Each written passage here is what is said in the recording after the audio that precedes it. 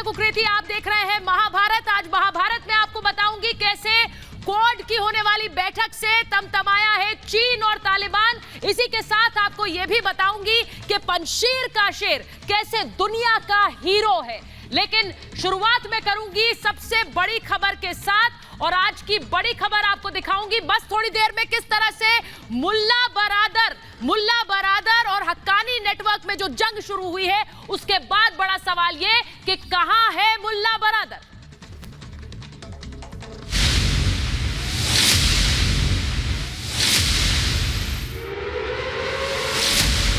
पंजशीर का शेर दुनिया का हीरो। तालिबान को बेनकाब करेंगे मसूद।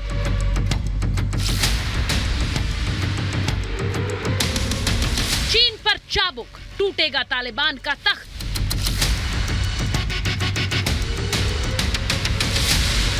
पाकिस्तान का दोहरा चरित्र बेनकाब।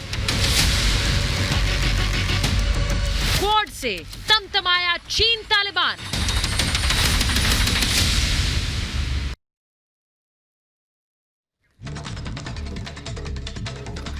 और आज महाभारत की शुरुआत कर रही हूं इस वक्त की बड़ी खबर के साथ जो तालिबानी सत्ता को हिला देने का दम रखती है। जी हां, बड़ी खबर आपको यह बता रही हूं कि तालिबान में विद्रोह किस तरह से शुरू हो गया है। हक्कानी और बरादर गुट अब आमने सामने आ गए हैं। बरादर ने तालिबान का बहिष्कार किया है। यह बड़ी खबर इस वक्त मैं आपको बता रही हूं। तालिबान से जुड़ी खबर, तालिबान में विद्रोह की खबर। सरकार में हक्कानी के कंट्रोल पर मुल्ला बरादर का विद्रोह, इस वक्त की बड़ी खबर आपको बता रहे हैं। तालिबान पर हक्कानियों का नियंत्रण है, हक्कानी नेटवर्क का नियंत्रण है और इसी से जुड़ी बड़ी खबर आपको बता रहे हैं कि किस तरह हक्कानी बरादर में संघर्ष हुआ है।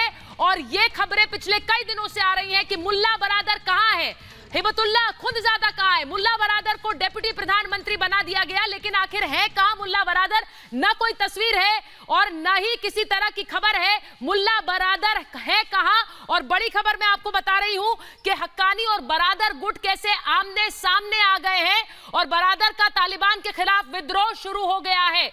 बड़ी खबर, जो तस्वीरें इस वक्त आपके स्क्रीन पर है, एक तरफ हिबतुल्लाह खुंदजादा, दूसरी तरफ मुल्ला बरादर, और ये दोनों कहां हैं। और मैं इसलिए कह रही हूं कि दुनिया के सामने नहीं आ रहा है बरादर। मुल्ला बरादर के कहां पर मुल्ला बरादर हो सकता है, इसे लेकर कयास लगाए जा रहे हैं। बरादर का एक ऑडियो संदेश सामने आया और तालिबान ने उस ऑडियो संदेश को सामने इसलिए रखा कि किसी तरह से जो कयास लगाए जा रहे हैं कि मुल्ला बरादर मारा गया या मुल्ला बरादर घायल हो गया, उन पर विराम लगाया जा सके। लेकिन उस ऑडियो टेप पर ही सवाल उठने लगे, उस ऑडियो टेप पर सवालिया निशान लग गया। हक्कानी नेटवर्क से झड़प की खबरें लगातार आ रही हैं। वही बड़ी खबर से मैंने शुरुआत की। बरादर के घायल होने, मारे जाने की अटकलें लगाई जा रही हैं। ये जो तस्वीरें गायब हो रही हैं ये इसलिए क्योंकि खुंदजादा और बरादर कहां है ये किसी को नहीं पता है। क्या ये दोनों ही तालिबानी नेता गायब हो गए हैं, इनके बारे में कोई खबर क्यों नहीं है। सवालों का कोई जवाब नहीं दिया गया। बार बार तालिबान प्रेस कॉन्फ्रेंस करता है, लेकिन जब मुल्ला बरादर और अखुंदजादा पर सवाल पूछे जाते हैं तो उनका कोई जवाब नहीं है। 2016 में अखुंदजादा तालिबान सरगना बनाया गया था। अखुंदजादा 5 साल तक उसको किसी ने नहीं देखा है। तालिबान का दावा है कि अखुंदजादा सामने आएगा, लेकिन कतर विदेश मंत्री की जो बैठक हुई उससे मुल्ला बरादर और अखुंदजादा दोनों नदारत रहे। ये कहां है किसी को नहीं पता है, ये कहां है और कब आकर सामने कोई संदेश देंगे। बार बार तालिबान का कहना है कि ये दोनों सामने आएंगे, लेकिन कोई तस्वीर नहीं, कोई वीडियो संदेश नहीं। मैं बड़ी खबर एक बार और अपने दर्शकों को बताऊं, इसी से जुड़ी हुई आ रही है क्योंकि लगातार खबरें तालिबान में विद्रोह की आ रही है, तालिबान में फूट पर। यह बहुत बड़ा खुलासा है तालिबान सरकार के खिलाफ। बरादर का विद्रोह सामने आ रहा है। बरादर ने तालिबान का बहिष्कार किया है। सरकार में हक्कानी के कंट्रोल पर बरादर का विद्रोह। बड़ी खबर यह भी, ऐसी खबरें भी आ रही है कि मुल्ला बरादर ने सीधे सीधे दोहा समझौते का उल्लंघन करने का आरोप लगाया है। अमेरिका तक सीधे बात पहुंचाई है, क्योंकि दोहा समझौते के तहत जिस तरह से तालिबान ने अपना राज अफगानिस्तान में कायम किया, उसके बाद जिस तरह सरकार में हक्कानी नेटवर्क का दबदबा हुआ है, अब मुल्ला बरादर अमेरिका से शिकायत कर रहा है। ऐसी खबरें भी आ रही हैं। मुल्ला बरादर हक्कानी नेटवर्क के खिलाफ अमेरिका से शिकायत कर रहा है। बड़ी खबर।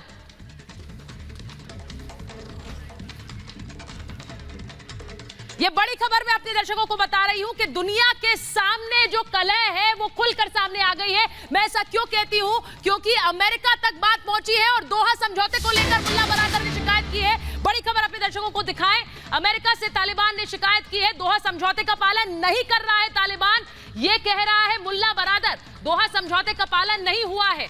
अमेरिका से सीधे सीधे शिकायत की है और दोहा समझौता जो कि कतर में किया गया और किस तरह से अफगानिस्तान में तालिबान राज होगा, अमेरिका वहां से जाएगा, उसे लेकर एक समझौता हुआ, लेकिन उस समझौते का पालन नहीं हो रहा है, यह कह रहा है मुल्ला बरादर। आपको याद होगा प्रधानमंत्री बनने की अटकलें थी। कहा जा रहा था मुल्ला बरादर जो कि चीन के विदेश मंत्री से मिल रहा था, जो सारी बैठकें कर रहा था, उनका नेतृत्व कर रहा था, वो प्रधानमंत्री बनाया जाएगा, लेकिन डेप्यूटी प्राइम मिनिस्टर बनाया गया। अब यह खबर आ रही है कि तालिबान के अंदर विद्रोह है और उसके पीछे हक्कानी नेटवर्क का दबदबा है। उसके पीछे हक्कानी नेटवर्क का दबदबा है, यह भी कहा जा रहा है। तस्वीरें आपको मुल्ला बरादर की तब की दिखा रहे हैं जब चीन के साथ बैठक की और उसके बाद किस तरह से ये खबरें आई। ये खबरें आ रही थी कि यही होगा तालिबान का नेता।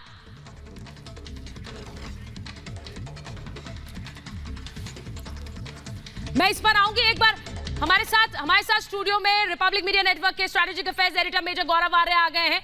मैं मेजर आर्य आपसे एक सवाल लूंगी, उसके बाद अगली खबर पर जाऊंगी, क्योंकि जिस तरह से ये संघर्ष की खबरें आ रही हैं, मेजर आर्य को स्क्रीन पर लीजिए, जिस तरह से ये संघर्ष की खबरें आ रही हैं, और ये भी प्रोफेसर कुमार भी हमारे साथ जुड़ गए। बहुत बहुत स्वागत आपका प्रोफेसर कुमार। मैं आपके पास आऊंगी इसके बाद, लेकिन मेजर आर्य, ये संघर्ष की खबरें, और अब जो अमेरिका 20 साल के जख्म दे गया उसी के पास बरादर जा रहा है शिकायत करने, ये कहने कि देखिए यहां तो हक्कानी नेटवर्क का दबदबा हो रहा है। देखिए, हक्कानी नेटवर्क में जो सिराजुद्दीन हक्कानी है वो पला बड़ा पाकिस्तान में, और पाकिस्तान के इन्फ्लुएंसेस। तो यहाँ तक बात तो ठीक है मुल्ला बरादर की, टेक्निकली बात उनकी ठीक है कि दोहा अग्रीमेंट का उल्लंघन करा है तालिबान ने। पहली चीज़, इंक्लूसिव सरकार की बात हुई थी, वो उन्होंने नहीं करी। रिप्रेजेंटेशन ऑफ वुमेन का बहुत एक प्रेशर था वेस्ट से, वो उन्होंने नहीं करा। और तीसरी चीज़ है, जो एंगेजमेंट की उन्होंने बात करी थी, वो अभी तक उन्होंने अलकायदा के खिलाफ कोई कार्रवाई नहीं करी है, इस्लामिक स्टेट के खिलाफ। तो अमेरिकन, अभी हाल ही में रिपोर्ट आई है कि with in 1 year Afghanistan will again become a launch pad for a terrorist attack on the United States of America। तो ये बहुत बड़ी चीज़ें हैं और एक क्लियर कट फेलियर है। और आखिरी में मैं ये कहना चाहूँगा कि ये बात तो सही है, मैंने बहुत पहले ये बात बोली थी कि बकरा जब कटेगा तब बटेगा। अब बकरा कट गया 15 अगस्त को, लेकिन अभी तक बटा नहीं, और ये इनकी बंदरबांट चलती रहेगी, इनकी लड़ाई चलती रहेगी, और जब तक ये लोग लड़ते रहेंगे इंडिया के लिए अच्छा है। ये जो आपने बात कही है मेजर आर्या, मैं इस पर इसलिए आ रही हूं क्योंकि आपने कहा अफगानिस्तान धरती बनेगी एक और बड़े टेरर अटैक के लिए, और इसके लिए पूरी दुनिया को अभी से जिम्मेदारी लेनी होगी। प्रोफेसर कुमार, मैं आपको ला रही हूं महाभारत में अभी से अफगानिस्तान पर अंकुश लगाना तालिबान, और अगर मैं तालिबान कहती हूं तो पाकिस्तान पर अंकुश लगाना इसीलिए जरूरी है। वो खूनी संघर्ष तो तालिबान में ही शुरू हो गया।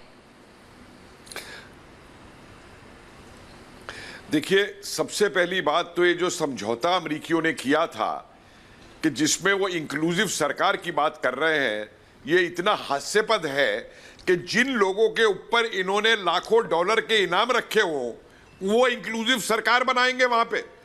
अरे अमेरिका के अंदर क्या ये लोग डेमोक्रेट और रिपब्लिक मिलकर इंक्लूसिव सरकार बना सकते हैं जो वहां इंक्लूसिव सरकार बनाने चले थे? दूसरा समझौता कि स्त्रियों को लेकर के जगह देगी। अरे आपको पूरी तालिबान की आइडियोलॉजी मालूम है, उनकी आइडियोलॉजी को स्त्री को लेकर क्या है, और उन आतंकियों से ये उम्मीद करना कि वो समझौते का पालन करेंगे, ये बड़ी हास्यास्पद चीज है।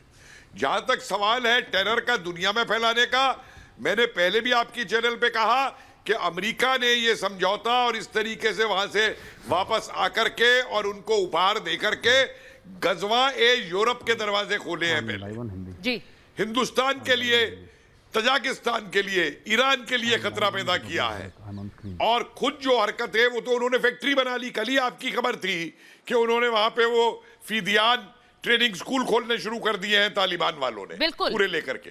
और जहां तक ये दूसरे मुल्ला का सवाल है, मुल्ला बरादर का, मुझे तो लगता नहीं कि ये मुल्ला बरादर जिंदा भी है, मेरे हिसाब से तो जब इसको हक्कानी ग्रुप को लाया है आईएसआई चीफ वहां पे सारा बना करके, तो इस मुल्ला ब्रदर को जो है पाकिस्तानियों ने या तो मार दिया है या पकड़ के ले गए हैं। ये बहुत बड़ा स्पेकुलेशन है, ये बार बार कयास तो लगाए जा रहे हैं कि दुनिया के मुल्ला लिए- बरादर जिंदा है भी कि नहीं, लेकिन साथ ही ये भी खबरें आ रही है कि मुल्ला बरादर लगातार हक्कानी नेटवर्क के खिलाफ शिकायत कर रहा है और इसीलिए सामने नहीं आ रहा है। लेकिन उसके लिए इंतजार करना होगा। लेकिन तालिबान अपने नेताओं को लेकर बातें छुपाता भी रहा है प्रोफेसर कुमार, मेजर आर्या। इसीलिए वो तालिबान पर भरोसा कैसे किया जाए, क्या चल रहा है अंदर खाने नहीं पता, लेकिन हमें पता है कि उसका अंजाम क्या हो सकता है पूरी दुनिया के लिए। इस बीच एक और बड़ी खबर अपने दर्शकों को बताऊं जो कि पंजशीर से जुड़ी हुई है और अहमद मसूद से जुड़ी हुई है। बड़ी खबर यह कि यूरोप की संसद से दुनिया को संदेश देने की तैयारी की जा रही है। जी हां, यूरोपियन पार्लियामेंट ने अहमद मसूद को संदेश देने के लिए न्योता दिया है। यह बड़ी खबर बता रही हूं, यानी कि पंजशीर की आवाज गूंजे यूरोपियन पार्लियामेंट में, पूरी दुनिया तक आवाज जाए और तालिबान क्या कर रहा है, अफगानिस्तान क्या कर रहा है, यह बात पूरी दुनिया तक जाए, उसकी कोशिश की जा रही है यूरोपियन पार्लियामेंट ने। यानी यह कहना सही होगा कि पंजशीर का शेर दुनिया का हीरो है। इसी वजह से पार्लियामेंट ने न्योता दिया है अहमद मसूद को। यूरोप की संसद ने, यूरोपियन पार्लियामेंट ने अहमद मसूद को न्योता दिया।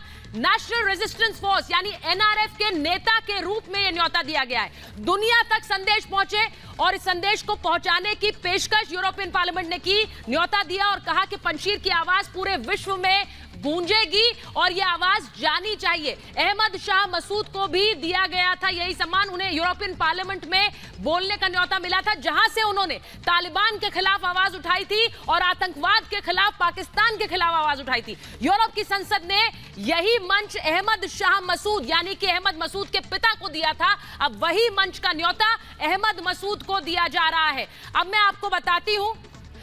आपको बताती हूं कि किस तरह से, अब मैं आपको बताती हूं कि जब रिपब्लिक भारत से बात की अहमद मसूद को लेकर यूरोपियन पार्लियामेंट के सदस्य ने, तो उन्होंने क्या कहा? उन्होंने कहा कि मसूद अपने पिता की तरह ही तालिबान से लड़े हैं और यह संदेश लोगों तक जाना चाहिए। 20 साल पहले उनके पिता ने यह लड़ाई लड़ी थी। जी हां, यूरोपियन पार्लियामेंट के सदस्य ने रिपब्लिक भारत से बात की और कहा कि यह जंग 20 साल पहले उनके पिता लड़ रहे थे, आज अहमद मसूद लड़ रहे हैं और इस लड़ाई को आगे बढ़ाया जाए। वो ये भी कहते हैं कि तालिबान को मान्यता देना एजेंडा नहीं है, यानी कि यूरोप खुलकर कह रहा है कि एजेंडे में नहीं है तालिबान को मान्यता दी जाए। तालिबान से पंजशीर के हितों की बात होगी, यानी पंजशीर के लोग सुरक्षित रहें, सिर्फ यही बात हो सकती है। अफगानिस्तान के लोग सुरक्षित रहें, यही बात हो सकती है। पंजशीर में विद्रोह का समर्थन दिखाना होगा, यानी कि जो लोग तालिबान के खिलाफ खड़े हैं उनके समर्थन में आना जरूरी होगा, यह खुलकर कह रही है यूरोपियन पार्लियामेंट। और हालात का फायदा पाकिस्तान उठा रहा है, यह भी कहा यूरोपियन संसद के सदस्य ने जब हमसे बात की। हालात का फायदा पाकिस्तान उठा रहा है और यह आवाज गूंजनी चाहिए, यह आवाज जानी चाहिए पूरी दुनिया तक। और इसीलिए पंजशीर के शेर को यह न्योता दिया गया है कि वो यूरोपियन पार्लियामेंट पहुंचे और अपनी आवाज रखें। और इस बीच जो बड़ी खबर आ रही है, तालिबान में फूट पर बहुत बड़ा खुलासा कर रहे हैं। बरादर ने अमेरिका से संपर्क साधा है, तालिबान पर हक्कानियों का नियंत्रण हुआ है और यह कहा है कि दोहा समझौता लागू होना मुश्किल है। हक्कानी की वजह से समझौता मुश्किल हुआ, यह खबर क्योंकि इस वक्त की बड़ी खबर है, यह इस वक्त की बड़ी खबर है। मैं बार बार इस पर इसलिए जा रही हूं क्योंकि हक्कानी की वजह से समझौता मुश्किल है, यह कह रहा है तालिबान। और यहां पर यह भी कहा गया कि अमेरिका से संपर्क साधा गया है, यानी कि हक्कानी नेटवर्क का जो दबदबा इस वक्त तालिबान में नजर आ रहा है, अफगानिस्तान में जो सरकार बनी उसमें नजर आ रहा है, उसके खिलाफ मुल्ला बरादर बोल रहा है। मेजर आर्या, ये बार बार हम कहते रहे कि किस तरह मुल्ला बरादर जिस तरह से नेतृत्व कर रहा था, जिस तरह से बैठकें कर रहा था, लग रहा था कि उसे प्रधानमंत्री बनाया जाएगा। जब डेप्यूटी पीएम की बात आई उस वक्त से अटकलें शुरू हुई थी। सिर्फ ये बात नहीं है कि मुल्ला बरादर को डिप्टी पीएम बनाया इसलिए ये प्रॉब्लम बहुत पहले से थी। देखिए, जहाँ पे गरीबी होती है, जहाँ पे लाचारी होती है, अब इनके पास पैसे नहीं हैं। इन लोगों ने बोला कि हम काबुल के ऊपर फतेह करेंगे, वहाँ पे तालिबान का झंडा गाड़ेंगे तो सब कुछ हमारा हो जाएगा। जब ये काबुल पहुँचे तो खूब हवा में इन्होंने फायरिंग वायरिंग करी, दिवाली वाला माहौल बनाया। जब इन्होंने तिजोरी देखी, तिजोरी खाली। जब इन्होंने बैंक के अंदर गए, बैंक वालों से पूछा कि साहब ये यहाँ पे पैसा क्यों नहीं है, पैसा लाओ हमारे पास, हमें पैसा चाहिए, जितना भी अफगानिस्तान के बैंकों में पैसा है। उन्होंने बोला साहब करेंसी डिजिटल होती है, वो तो एक बटन दबाते हैं, यहाँ से पैसा वहाँ पहुँच जाता है, यहाँ पे कुछ भी नहीं है, कुछ $1000 हैं, आपको चाहिए ले लीजिए। तो $1000 से मुल्क तो चलता नहीं है। तो ये तब का फ्रस्ट्रेशन है। तीसरी बात, आपकी बिल्कुल बात ठीक है कि मुल्ला बरादर से कुछ प्रॉमिस करा गया था, और इसके अलावा वर्ल्ड कम्युनिटी को भी दोहा में कुछ प्रॉमिस करा गया था। वो पाकिस्तान के प्रेशर में आके, क्योंकि सारा हकानी नेटवर्क पाकिस्तान का पाला पोसा है, वहीं पे जन्मा है हकानी नेटवर्क। नॉर्थ वजीरिस्तान खास तौर से एक एरिया है, वहां पे खूब इसका दबदबा है हकानी नेटवर्क का। तो पाकिस्तान भी ये काम गलत कर रहा है। पाकिस्तान ने प्रेशर डाल के अपने लोग तो वहां पे डाल दिए सरकार में कि ये सरकार में ये चीफ एग्जीक्यूटिव ये बनेगा और इसके नीचे ये लोग आएंगे, इतना पाकिस्तान ने करवा दिया। लेकिन इसके बाद क्या, पैसा कहां से आएगा देश चलाने के लिए? पाकिस्तान खुद रिकॉग्नाइज नहीं कर रहा तालिबान को। आप ये भी आपको एक पूछना चाहिए बात कि पाकिस्तान सबको कह रहा है, अभी तक नहीं किया, और कह भी रहे हैं कि हम नहीं करेंगे रिकॉग्नाइज, अभी हम नहीं कर रहे हैं। बात वो है ही नहीं। हाँ। बात ये है कि पाकिस्तान दुनिया को कह रहा है आप रिकॉग्नाइज करो, लेकिन खुद नहीं कर रहा है। पाकिस्तान खुद जानता है कि अगर तालिबान को रिकॉग्नाइज करेगा तो 24 घंटे के अंदर ग्रे लिस्ट से ब्लैक लिस्ट में चला जाएगा, और वैसे ही इकोनॉमिक तबाही की कागार पे पाकिस्तान खड़ा हुआ है। ये पाकिस्तान को पता है। तो पाकिस्तान बड़ा स्मार्ट प्ले कर रहा है। ये इनका शाह महमूद कुरैशी जो इनका फॉरेन मिनिस्टर है, इमरान खान जो इनका प्राइम मिनिस्टर है, इनका मोईद यूसुफ जो इनका नेशनल सिक्योरिटी एडवाइजर है, शेख रशीद जो इनका इंटीरियर यानी कि होम मिनिस्टर, गृह मंत्री है, ये सब लोग दुनिया के साथ टेलीविजन स्टूडियोज में बखान कर रहे हैं कि अगर आपने तालिबान को रिकॉग्नाइज नहीं करा, अगर आपने एंगेज नहीं करा तो मौत आ जाएगी, सैलाब आ जाएगा, परेशानियां आ जाएंगी पूरी दुनिया भर में। लेकिन ये खुद नहीं कर रहे, दुनिया भर से करवाने के चक्कर में ये लोग। और जो बात आप कह रहे हैं कि पाकिस्तान पर पूरी दुनिया की नजर है, और अब अमेरिका को भी पछतावा हो रहा है, मेजर आर्या, प्रोफेसर कुमार, कि किस तरह से जो 20 साल तक एक वॉर ऑन टेरर हमने लड़ा, उसमें पाकिस्तान को साझेदार बना लिया। बड़ी खबर अपने दर्शकों को बता रही हूं कि किस तरह से अमेरिकी संसद में पाकिस्तान पर हमला हुआ है। अमेरिकी संसद में पाकिस्तान के दोहरे चरित्र की चर्चा हुई है। वो दोहरा चरित्र जो लगातार हिंदुस्तान ने तो देखा है और उजागर भी किया है वर्ल्ड कम्युनिटी के सामने, लेकिन अब अमेरिकी संसद में उस दोहरे चरित्र की चिंता हो रही है, क्योंकि अमेरिका अफगानिस्तान छोड़कर गया और अब उसे इस दोहरे चरित्र को साफ साफ देखने पर मजबूर होना पड़ा है। आपको बताती हूं कि अमेरिकी संसद में पाकिस्तान पर किस तरह से प्रहार हुआ है। अमेरिकी सांसद ने पाकिस्तान की पोल खोली है, पाकिस्तान के दोहरे चरित्र को बेनकाब किया है। ये हम क्यों कह रहे हैं? अमेरिका के जरिए अपना उद्देश्य साध लिया है पाकिस्तान ने। यह कहा गया अमेरिकी संसद में, हम पाकिस्तान की मदद के दोषी हैं। सोचिए, हमने पाकिस्तान की मदद की इतने साल की और उसे अपना साझेदार बनाया आतंकवाद की इस लड़ाई में, उसके हम दोषी हैं। क्योंकि तालिबान को एकजुट किसने किया? पाकिस्तान ने किया। तालिबान को सत्ता तक किसने पहुंचाया? तालिबान ने पहुंचाया। और किस तरह से तालिबान को सक्षम किसने बनाया? वो भी पाकिस्तान ने ही बनाया। तो पाकिस्तान में तालिबान को पाला पोसा गया है, ये अमेरिकी संसद की गूंज थी। पाकिस्तान में तालिबानियों को ट्रेनिंग दी गई, और इसीलिए अब अमेरिका को मलाल हो रहा है। अब अमेरिका को मलाल हो रहा है इस बात का कि भाई क्यों पाकिस्तान के साथ इतने समय तक साझेदारी कर ली गई। मोहम्मद जफीर पाकिस्तान से हमारे मेहमान जुड़ रहे हैं। जफीर साहब, अब तो अमेरिका को मलाल है, क्योंकि उन्होंने देख लिया कि दोहरा चरित्र आपके चरित्र का ही हिस्सा है। हर समय पलटी मारते हैं, जिसके दोस्त हैं कभी दोस्त नहीं रहे।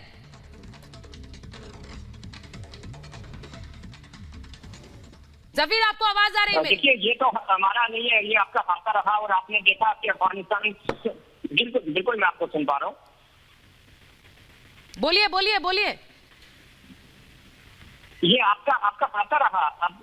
अभी आपने देखा, अमेरिका ने आपसे कहा कि आपने अफगानिस्तान की सूरत-ए-हाल पर अमेरिका को मिसलीड किया, मिसगाइड किया, आपने धोखे में रखा, आपने धोखा दिया, आपने 3 लाख फौजी तैयार करने का वादा किया था। और अपनी बात कर रहे हैं क्या? ये कब बोला? ये अपनी बात कर रहे हैं कि कब बोला है? बिल्कुल, मेजर आर्या पूछ रहे हैं आपसे कब बोला? नहीं, जफीर साहब, Zafir, you got the facts wrong. ये कब बोला अमेरिका ने? और लताड़ा तो आपको है संसद में। एक मिनट मैं आऊंगी, प्रोफेसर कुमार, आऊंगी आपके पास। अरे जफीर साहब सुनिए, जफीर साहब एक मिनट, अरे जफीर साहब सुनिए, ये जफीर साहब, you don't have the facts wrong sir, you are telling a lie. आप झूठ बोल रहे हैं। भारत ने कब बोला कि 3 लाख ट्रूप्स डालेंगे अफगानिस्तान में? कब बोला? अपने मन से। ये रावलपिंडी का चूरन यहां पे मत खिलाइए सर। भारत ने कभी नहीं बोला अमेरिका ने सर, बोला, ये हमने सब नहीं- सुनिए। हमने नहीं कहा। सर अमेरिका ने आपके पास फौजी एक आते मिनट थे, एक मिनट एक मिनट सुनो सर, एक मिनट जो भी जफीर साहब, ऐसा है ना कि हम फौजी लोग ट्रेनिंग लेने आए सर, थे या नहीं आए थे, ये जफीर बताओ। साहब, हम लोग अमेरिका के लोन पे नहीं अफगानी पलते फौजियों हैं। को- हमें अमेरिका कुछ नहीं कह सकता, हमें कोई कुछ नहीं कह सकता, ठीक है? हमें कोई कुछ नहीं कह सकता। हम अमेरिका के पैसों पे आपकी तरह नहीं पलते हैं कि अरे $4 मिले तो 2 दिन और आपने मुल्क चलेगा। अफगानी फौजी तैयार एक बात किए थे। बताइए, ये जो आपने बोला 3 लाख फौजी, ये बात कब हुई थी जरा बताइए सबके सामने। आप जरा बताइए 3 लाख फौजियों की कब बात हुई थी? ये 3 लाख फौजियों की कब बात हुई थी, ये बताइए। 3 लाख फौजियों की जो अभी आपने बोला है, ये कब बात हुई थी, किससे बात हुई थी? 3 लाख फौज जो है अफगानिस्तान की फौज, अशरफ गनी की फौज, उसके फौजियों को आपने ट्रेन करके भेजा या नहीं भेजा? एक मिनट मैं एक बात बताता हूं। होल्ड ऑन, एक मिनट जफीर साहब, देखिए, एक तो पाकिस्तानी होना, ऊपर से झूठ बोलना, ये दोनों चीजें बराबर हैं, ठीक है? हाँ, कुछ ऑफिसर यहां पे ट्रेन हुए, लेकिन वो ऑफिसर अमेरिका में भी ट्रेन हुए। एक मिनट मेरी बात सुन लो सर, मैं कुछ बोलता हूं फिर पूरे पाकिस्तान को हार्ट अटैक आ जाता है, ये तो गलत चीज है ना। जफीर जी, आप थोड़ा सा सुन तो लीजिए साहब, थोड़ा सा सुन तो लीजिए। मैं बोलना शुरू करता हूं, पूरे रावलपिंडी में हार्ट अटैक आ जाता है सबको। 2 मिनट सुन लीजिए सर, 2 मिनट सुन लीजिए। ऐसा है सर कि पाकिस्तान ने भी ट्रेन करा, पाकिस्तान ने भी ट्रेन करा। अब एक बात बताइए, हाँ, हमने कुछ अफगान आर्मियों को ट्रेन करा, अफगान आर्मी के ऑफिसर्स को क्यों नहीं ट्रेन करा? बिल्कुल ट्रेन करा। तालिबान का भी एक ट्रेंड बंदा हमारा ही ट्रेंड है सर, जो अब्बास तैनेक्जाई है, वो भी इंडियन मिलिट्री एकेडमी का ट्रेंड है। मेरी बात सुनिए, आप लोगों ने तो पूरे अलकायदा को ट्रेन करा है, आपने इस्लामिक स्टेट को ट्रेन करा है, आपने हकानी नेटवर्क को पाला है, आपने ओसामा बिन लादेन को शरण दी है। आप हमसे कह रहे हैं अफगान आर्मी, अरे भाई, एक आर्मी दूसरी आर्मी को ट्रेन करती है, आप लोग नहीं कर रहे, आप लोगों ने नहीं करी ट्रेनिंग, आप लोगों ने तो आतंकवादियों को ट्रेन करा है। फिर आप यहां पे फोन पे चिल्ला क्यों रहे हैं सर? ये कौन सा रावलपिंडी का चूरन बेच रहे हैं आप यहाँ पे? मेरे साहब जो ट्रेनिंग होती है, बिल्कुल होती है, दुनिया भर में होती है। जफीर सीधी बात यह है कि अमेरिका ने अमेरिकी संसद में आपकी पोल खोली है, और ये हम नहीं कह रहे हैं। आपको वॉर ऑन टेरर बनाया, आपको वॉर ऑन टेरर में पार्टनर बनाया, इसका पछतावा अमेरिका कर रहा है, तो जाकर उनसे लड़िए, उनको बताइए ये सब झूठ, हमें बताने की जरूरत नहीं है। मैं एक बार बड़ी खबर बता रही हूँ, प्रोफेसर कुमार, इसके बाद आपके पास आ रही हूँ। बड़ी खबर अपने दर्शकों को बता दूं कि चीन को घेरने की तैयारी में है अमेरिका। जी हां, किस तरह से सऊदी अरेबिया से अपनी पेट्रियट मिसाइल हटाई है और सीधा अब फोकस चीन है अमेरिका के लिए। बड़ी खबर अपने दर्शकों को बता रही हूं कि किस तरह से चीन को घेरने की तैयारी में है अब अमेरिका, क्योंकि तालिबान पर शिकंजा कसने के लिए चीन के रास्ते जाने का तरीका अमेरिका अपना रहा है। पेट्रियट मिसाइल किस तरह से हटाई गई है सऊदी अरेबिया से, और अब उसकी पोजीशनिंग क्या की जाएगी चीन को मद्देनजर रखते हुए।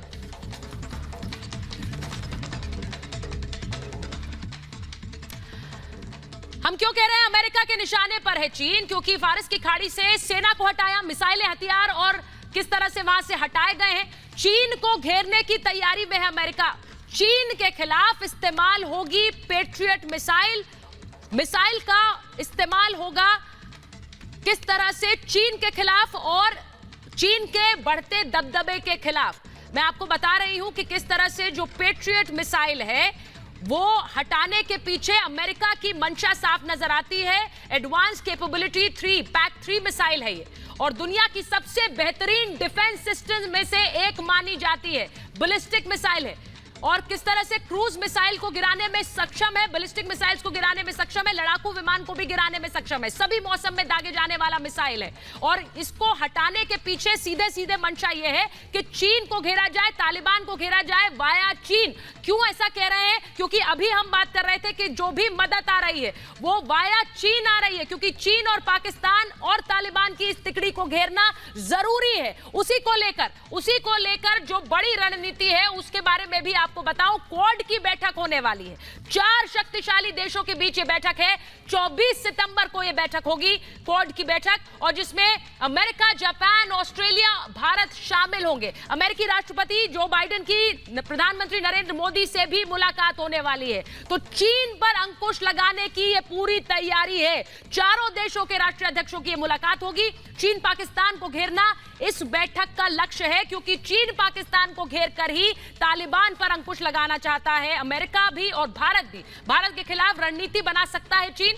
पाकिस्तान अमेरिकी हितों को नुकसान पहुंचाने की भी आशंका है। दुनिया की महाशक्ति बनना चाह रहा है चीन, ये बहुत समय से उसकी मंशा है और पाकिस्तान और अफगानिस्तान को मोहरे की तरह इस्तेमाल कर रहा है। चीन पर अंकुश से ही काबू में आएगा तालिबान और इसीलिए चीन पर आर्थिक रूप से निर्भर है पाकिस्तान। इसीलिए हम कह रहे हैं कि ये वाया रूट वाया चाइना है और इसीलिए पाक तालिबान जो पूरी तरह से निर्भर है चीन पर अंकुश लगता है तो इन दोनों पर अंकुश लगता है। प्रोफेसर कुमार, आपके पास आ रही हूं। ये क्वाड की बैठक और मैं बार बार ये कहती हूं कि आर्थिक मदद देने वाला देश कौन है तालिबान को? चीन। तो चीन पर अंकुश लगाना सबसे ज्यादा जरूरी है। उसी के पीछे पाकिस्तान भी, उसी के पीछे तालिबान भी। प्रोफेसर कुमार, देखिए, मेरा यह मानना है कि सबसे पहले जो अंकुश लगाना चाहिए वो पाकिस्तान पे लगाना चाहिए। और ये जो आज अमेरिका कह रहा है कि हमें पछतावा हो रहा है, अमेरिका को, CIA को हमेशा से मालूम था पाकिस्तान जो दो तरीके का दो पक्षीय रोल प्ले कर रहा था। अमेरिका को यह मालूम था कि सारे तालिबानी वहां पे ट्रेन हो रहे हैं। अमेरिका को यह मालूम था कि उसके वांटेड जिन पे लाखों डॉलर रखे हुए हैं वो सारे पाकिस्तान के अंदर मौजूद हैं। और मैं उस दिन का इंतजार करूंगा जिस दिन अमेरिका उस पैट्रियट मिसाइल को पाकिस्तान की तरफ करेगा। चीन तो अपने आप, चीन का बलबूता क्या रहेगा वहां पे? अगर पाकिस्तान उसका जो गुलाम है वो वहां पे नहीं रहा, कटोरा खान वाला, तो उसका क्या बलबूता रहेगा? दूसरी बात मैं आपको कहना चाहता हूं कि जो यूरोपियन यूनियन की बात आपने कही कि उनकी आवाज वहां गूंज रही है, ये समय आवाज गूंजने का नहीं है। जहां बम की आवाजें गूंज रही हैं, यहां तोपें चल रही हैं, जहां मिसाइल चल रही है, उनके अंदर मनुष्य की आवाज दबके रह जाती है। यूरोपियन यूनियन को अगर आवाज गुजानी है तो यूरोपियन यूनियन को तुरंत बिना सोचे समझे अब इस समय तालिबान के ऊपर हमला करना चाहिए, उसको सशस्त्र मदद करनी चाहिए। खाली आवाज गूंजने से कुछ नहीं होगा, आवाजें गूंजती रहेगी और तालिबान मजबूत होता रहेगा। और तीसरी बात आपको मैं बता दूं कि ये हक्कानी वक्कानी कुछ नहीं है। पाकिस्तान की ISI है, पाकिस्तान की आर्मी है। जिस तरीके से सन 47 में ब्रिगेडियर अकरम ने कबाइलियों को लीड किया था पाकिस्तान आर्मी के, सलवार और कमीज पहन के, ये सारा वो हो रहा है। और एक और बहुत बड़ी बात मैं आपको बता दूं, भारत के साथ सीज फायर का समझौता किया पाकिस्तान ने कि कोई गोली नहीं चलेगी पाकिस्तान और भारत की सीमा के ऊपर, और उसका नतीजा आप देख लीजिए कि हमारे से बच करके उधर जाके तालिबान के साथ मिलकर के पूरा अफगानिस्तान पे हमला कर दिया, अपने फोर्सेस भी हटा करके उधर ले गया। तो इन लोगों पे विश्वास करना, इनकी जबानी उस पे चलना, इनके पैक्ट पे चलना। और एक चीज मैं बता दूं आपको, भारतीयों ने ऐतिहासिक गलती एक हमेशा की जी कि जब भी ये सेनाएं हम पे हमले के लिए चलती थी, हम बैठ के इंतजार करते रहते थे कि आएंगे आएंगे आएंगे तब उनसे लड़ेंगे, और हमने नतीजा भुगत लिया था। आज जरूरत इसकी है भारत के लिए भी कि एग्रेसिव होकर के अगर भारत को अपने को बचाना है आगे आने वाले समय में तालिबान से और पाकिस्तान से और चीन से, तो भारत को तालिबान को नष्ट करने के लिए एक्शन लेना होगा। केवल सभाएं करने से और बयान देने से बात नहीं बनेगी। क्यों नहीं भारत अलायंस की बात करता कि तजाकिस्तान, ईरान, हिंदुस्तान ये मिलकर के अलायंस बनाए। इस समय रूस खड़ा है इनके साथ, अब इस समय ये मिलकर के अलायंस करके और हमला करे तालिबान के ऊपर। पाकिस्तान का देखिए क्या हाल होगा अगर ये होता है तो, क्योंकि पाकिस्तान की शय ये है कि उन्होंने कैलकुलेट कर लिया था कि हम जो भी हरकत हम और चीन मिलकर करेंगे अफगानिस्तान में, तो ये शक्तियां हल्ला मचाती रहेंगी, करेंगे हम जो हम करना चाह रहे हैं। आज जो UN एड जा रही है अफगानिस्तान के अंदर, आप समझते हैं ये एड जो है अफगानिस्तान की जनता को मिलेगी? आप मेरा लिख के रख लीजिए कि 4 दिन बाद आपको यही एड जो है पाकिस्तान के अंदर बिकती हुई मिलेगी दुकानों के ऊपर, जैसे US के हथियार बिक रहे हैं इस समय पाकिस्तान के अंदर। वो कटोरा खान जो है अपनी जनता को नहीं खिला सकता, तो ये UN की एड जो अफगानिस्तान के नाम पे जाएगी, इससे पेट भरेगा अपने लोगों का और उनका समर्थन देगा। जफीर मौजूद है यहाँ और वो सुन भी रहे हैं आप क्या कह रहे हैं। और आपने बिल्कुल सही कहा कि ये जो गठजोड़ बनने की जरूरत है, जिसकी बात मेजर आर्या भी कर रहे थे। जफीर, पूरी दुनिया कह रही है कि तालिबान को खड़ा करने वाला पाकिस्तान, पूरी दुनिया जानती है आतंकवाद को खड़ा करने वाला पाकिस्तान।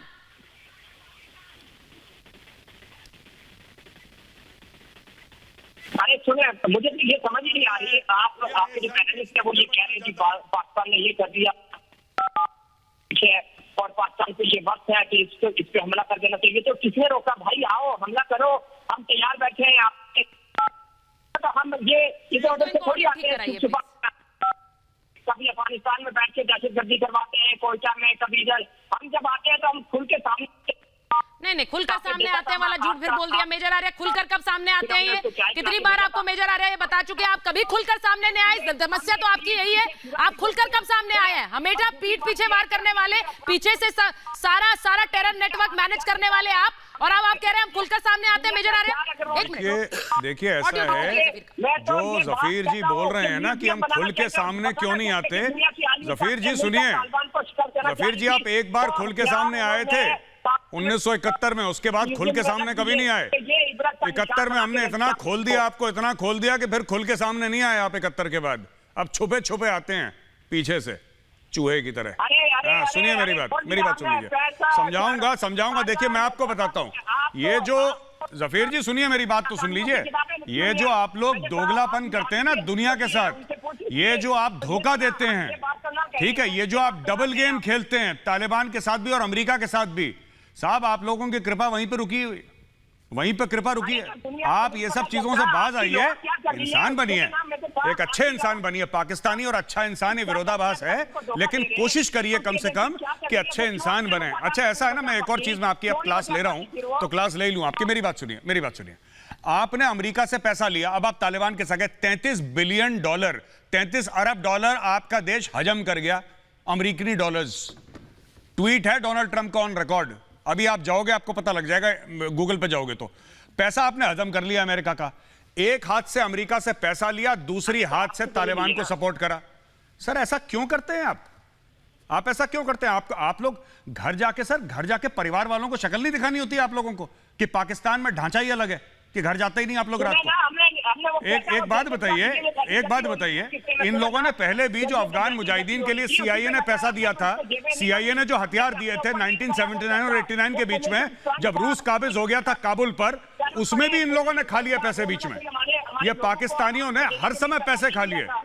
सुनिए मेरी बात जफीर साहब, एक बात बताऊं, जिसको आप लोग स्ट्रेटजी कहते हैं ना, जिसको पाकिस्तान में पाकिस्तानी मीडिया स्ट्रेटजी कहता है, सर उसको हिंदुस्तान में दलाली कहते हैं। आप थोड़ा सा ना अपनी लैंग्वेज ठीक करिए सर, आप थोड़ा सा लैंग्वेज ठीक करिए। ये बीच में सर दलाली खाना, ये देखिए सुनिए मेरी, आप बुरा मत मानिएगा, मैं जो भी बोलता हूं सर आपको बुरा लग जाता है जफीर साहब आपको बुरा लग जाता है, फिर आपकी हमारी दोस्ती में फर्क पड़ता है सर।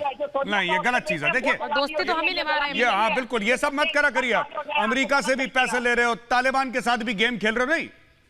और इनकी लेना बंद करो अमेरिका।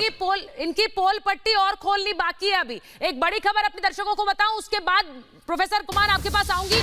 बड़ी खबर यह कि आज 3 और गिरफ्तारियां हुई हैं, और कैसे यूपी एटीएस को बड़ी कामयाबी मिली है। 3 और गिरफ्तारियां हुई, आपको बता रहे हैं कि कल 6 आतंकियों की गिरफ्तारी हुई जिनकी ट्रेनिंग पाकिस्तान में हुई थी, और उसके बाद किस तरह से दहशतगर्दी फैलाने की पूरी मंशा सामने आई है। और बड़ी खबर यह भी कि उसी के साथ साथ सामने आया है पाकिस्तान और आईएसआई कनेक्शन। जी हां, पाकिस्तान और आईएसआई का कनेक्शन बार बार सामने आता है, और उसको भी आपको एक बार मैं जरा विस्तार से समझा दूं, और उसके बाद मैं आऊंगी प्रोफेसर कुमार मेजर आर्य आपके पास आऊंगी, क्योंकि तस्वीर थोड़ा समझिए कि किस तरह से पाकिस्तान और ने ये दाऊद प्लान बनाया। आईएसआई ने डी कंपनी से संपर्क कर किस तरह से आतंकी मंशा को अंजाम देने की कोशिश की। डी कंपनी यानी दाऊद इब्राहिम के भाई अनीस इब्राहिम से संपर्क किया।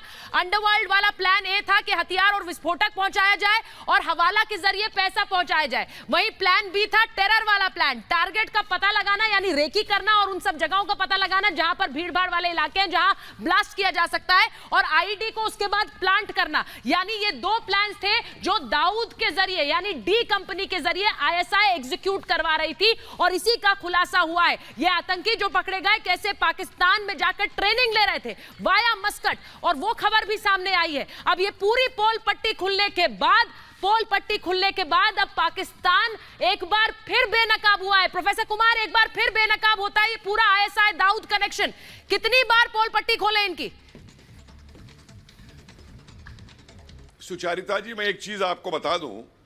पहले तो मैं उनको मुबारकबाद देता हूं, दिल्ली और यूपी पुलिस को, लेकिन मैं एक चीज आपको बता दूं कि ये कोई नई बात नहीं है।